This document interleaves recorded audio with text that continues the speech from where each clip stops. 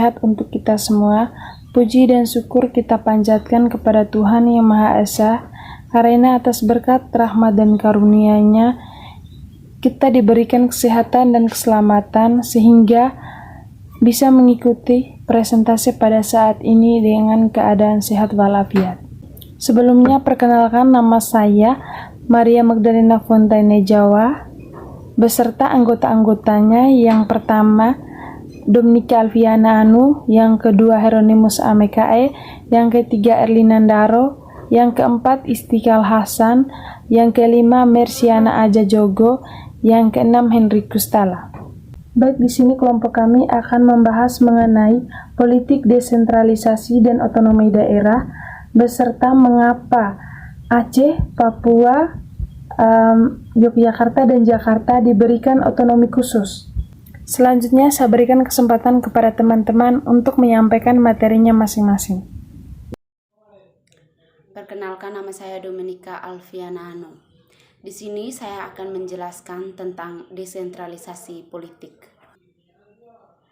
Desentralisasi didefinisikan sebagai penyerahan urusan pemerintah oleh pemerintah pusat kepada daerah otonom berdasarkan asas otonomi. Politik sendiri adalah proses pembentukan dan pembagian kekuasaan dalam masyarakat yang antara lain berwujud proses pembuatan keputusan, khususnya dalam negara.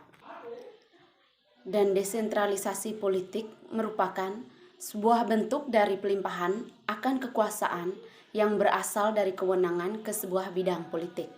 Dalam hal ini, pemerintah pusat akan diberikan kepada pemerintah yang lebih rendah, seperti pemerintah daerah. Tujuan dari desentralisasi politik adalah mencegah pemusatan keuangan sebagai usaha pendemokrasian pemerintah daerah untuk mengikutsertakan rakyat bertanggung jawab terhadap penyelenggaraan pemerintahan, penyusunan program-program untuk perbaikan sosial ekonomi pada tingkat lokal sehingga dapat lebih realistis. Selamat pagi, perkenalkan, nama lengkap saya Erlina Ndaro. Saya dari kelas 4 A1 IP. Di sini saya akan menjelaskan alasan utama mengapa Papua diberikan otonomi khusus. Papua adalah sebuah provinsi yang terletak di ujung timur dalam wilayah Negara Kesatuan Republik Indonesia.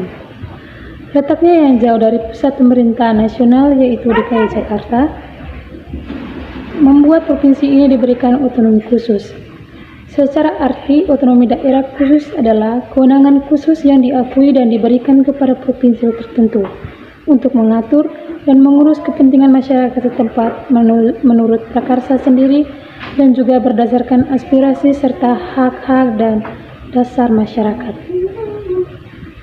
Dasar hukum otonomi daerah khusus ini tertuang melalui Undang-Undang Nomor 21 Tahun 2021 atau Lembaran Negara Tahun 2001 Nomor 135 dan tambahan Lembaga Negara Nomor 4151 yang telah diubah menjadi Perpu Nomor 1 Tahun 2008 atau LN Tahun 2008 Nomor 57 dan TLN Nomor 4835, sehingga aturan yang disahkan setelah masa reformasi tersebut mengatur segala kewenangan Provinsi Papua dalam menjalankan roda otonomi khusus.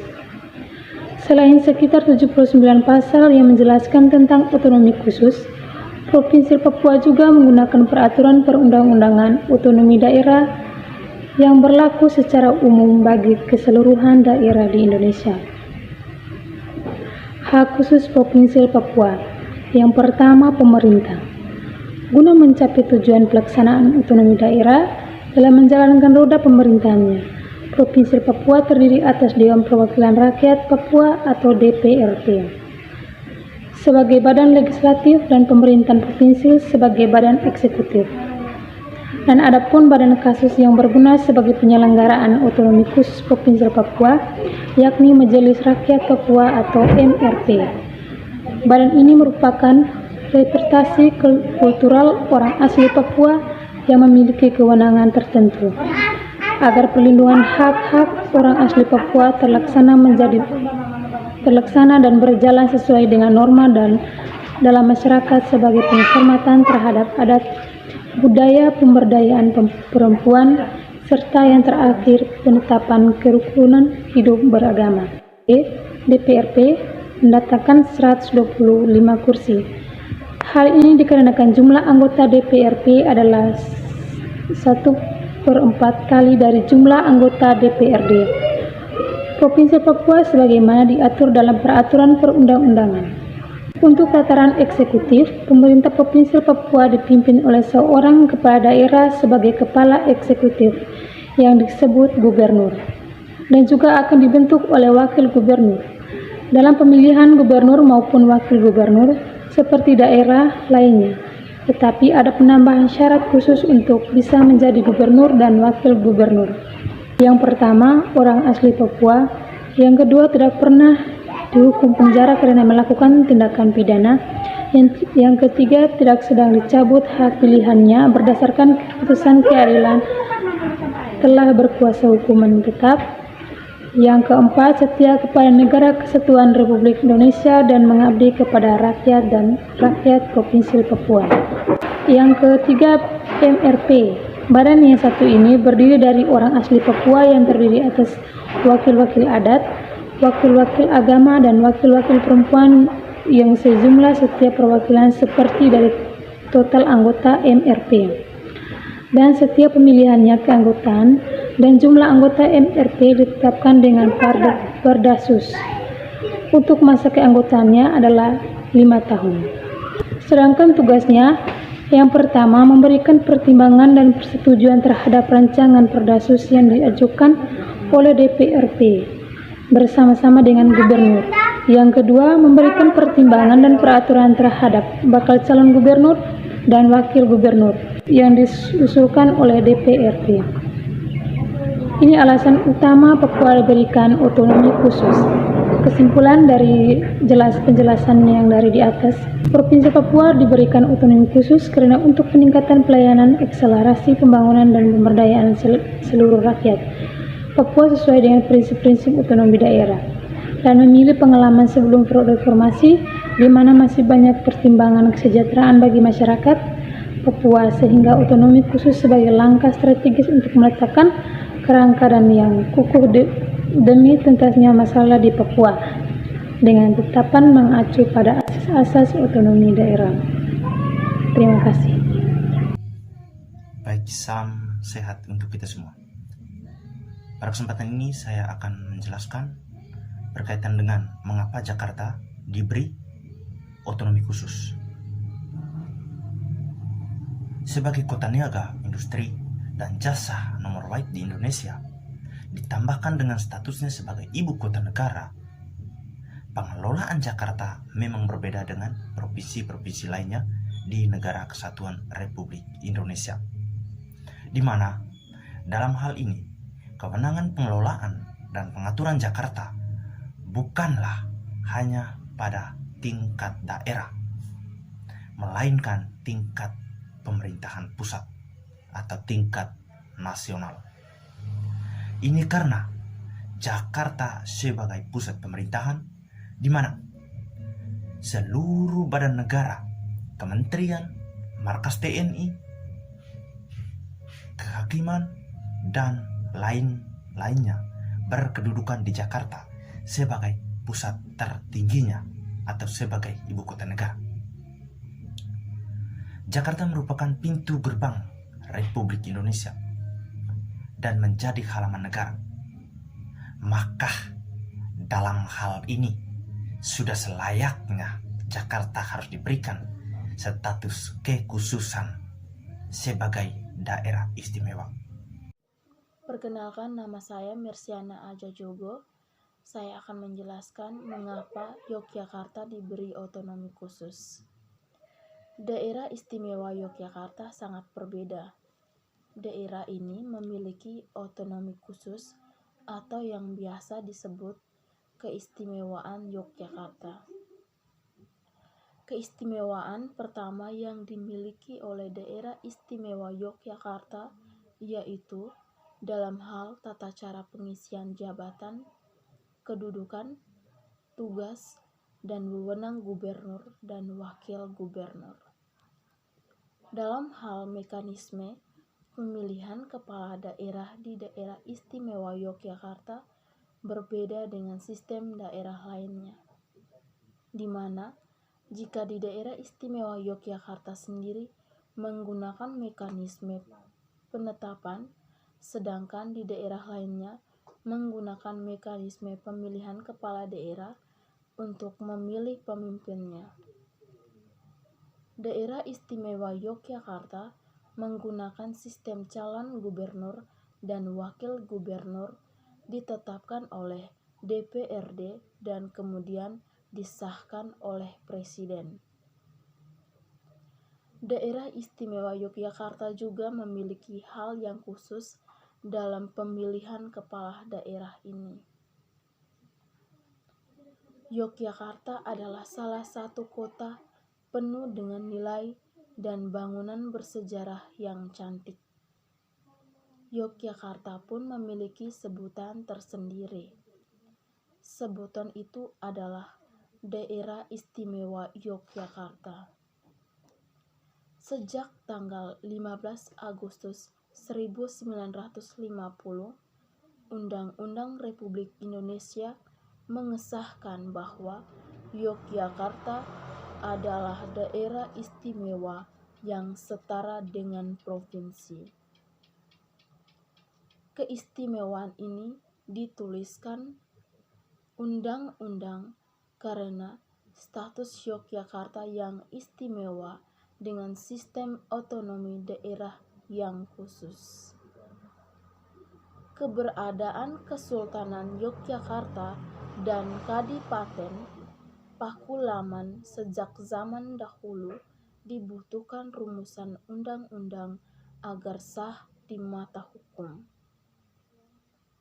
Untuk mengukuhkan kedudukan Yogyakarta zaman dahulu dibutuhkan rumusan undang-undang agar sah di mata hukum. Untuk mengukuhkan kedudukan Yogyakarta sempat ada masalah perbedaan pendapat. Bahkan ketika sidang RUU sempat terjadi perbedaan pendapat antara BPKNID dengan kedua penguasa di Yogyakarta. BPKNID ingin supaya Yogyakarta menjadi daerah biasa seperti daerah umumnya tanpa sebutan daerah istimewa.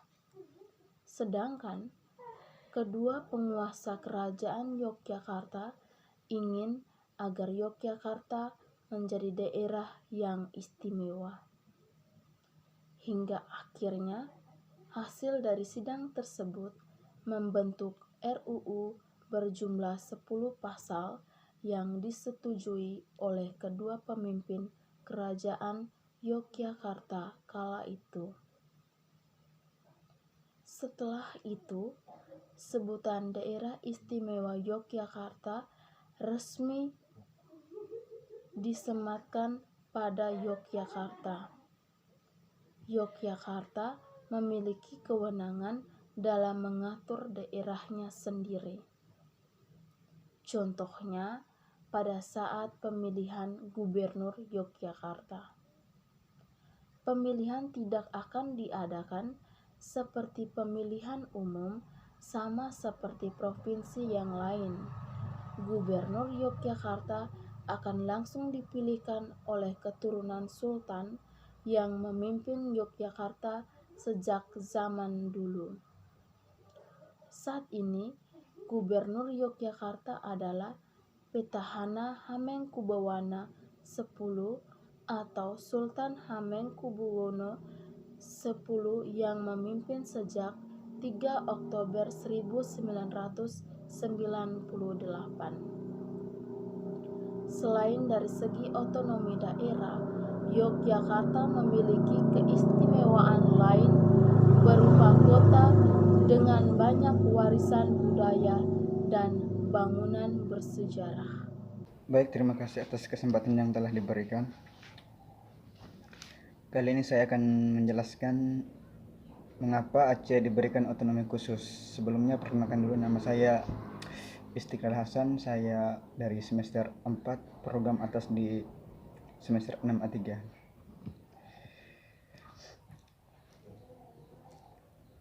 Kita masuk saja ke pembahasannya, mengapa Aceh diberikan otonomi khusus. Otonomi khusus yang diperoleh oleh Provinsi Aceh waktu itu tidak terlepas dari konflik yang terjadi antara pihak pemerintah dan GAM. GAM di sini yaitu Gerakan Aceh Merdeka. Dari hasil yang saya rangkum berbagai sumber itu, salah satunya di Wikipedia. Di sana menjelaskan bahwa penyebab konflik antara GAM dan pihak pemerintahan Indonesia disebabkan oleh beberapa hal, yaitu salah satunya itu perbedaan pendapat tentang hukum Islam, terus ketidakpuasan atas distribusi sumber daya alam di Aceh, dan peningkatan jumlah orang Jawa yang ada di Aceh.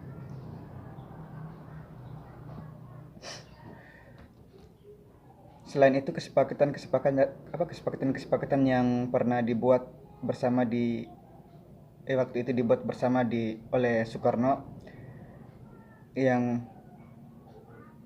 sudah pernah dijanjikan untuk pihak Aceh waktu itu selang beberapa tahun kemudian itu diingkari lagi oleh Soekarno, yang pada saat itu Soekarno menjanjikan akan diberikan otonomi khusus kepada Aceh untuk mengatur syariat Islamnya. Tapi kesepakatan itu tidak kunjung tiba, sehingga pada tanggal 4 Desember 1976 inisiator GAM Hasan Ditiro dan beberapa pengikutnya mengeluarkan pernyataan perlawanan terhadap pemerintahan Indonesia. Jadi di situ terjadilah pertumpahan darah yang terjadi antara GAM dan pihak pemerintahan Indonesia, di mana para pemimpin Indonesia waktu itu, TNI Polri-nya, untuk menumpas habis GAM yang ada di Aceh.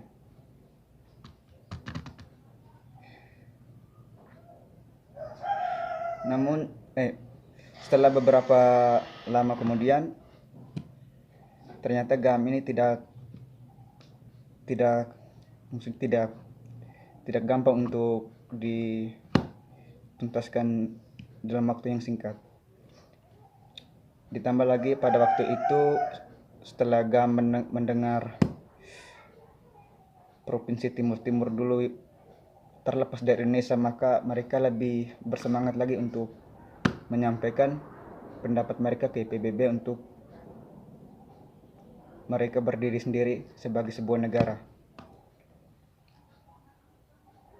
Oleh karena itu, para pemerintah Indonesia melakukan tindakan militer lagi dengan menumpas habis semua gerakan-gerakan GAM ini, dan sampailah pada tanggal 19 Desember 2005 itu GAM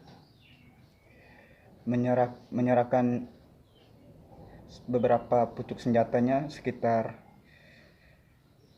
840 kepada pihak AMN, dan itu juga menandakan bahwa GAM sudah tidak ingin memerdekakan diri lagi dari Indonesia, karena pada saat itu pemerintahan Indonesia sudah mengakui bahwa Aceh akan diberikan otonomi khusus untuk mengatur wilayahnya sendiri. Sekian dari saya, terima kasih. Selamat siang semua. Pada video kali ini saya akan membahas mengenai otonomi daerah. Perlu diketahui, otonomi daerah adalah kewenangan untuk mengatur sendiri kepentingan masyarakat atau kepentingan untuk membuat aturan guna mengurus daerahnya sendiri. Secara harfiah, otonomi berasal dari dua kata. yaitu otonomi dan daerah. Dalam bahasa Yunani, otonomi berasal dari dua kata, yaitu autos dan namos. Autos berarti sendiri dan namos berarti aturan atau undang-undang. Otonomi bermakna membuat perundang-undangan sendiri atau Zelwetgeving. Namun dalam perkembangannya, konsepsi otonomi daerah selain mengandung arti Zelwetgeving atau membuat perda-perda, juga utamanya mencakup Zelbestuur atau pemerintahan sendiri. Sehingga otonomi dapat diartikan sebagai kewenangan untuk membuat aturan guna mengurus rumah tangga sendiri.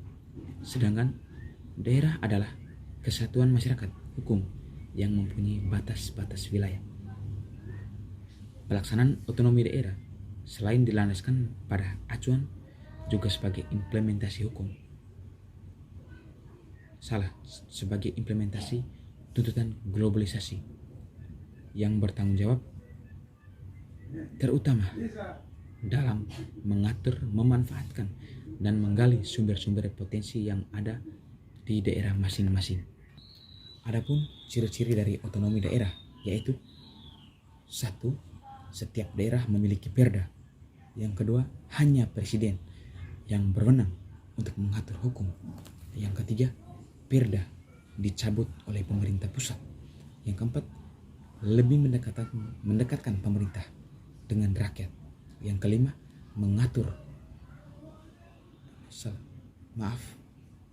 menguatkan rakyat melalui DPRD.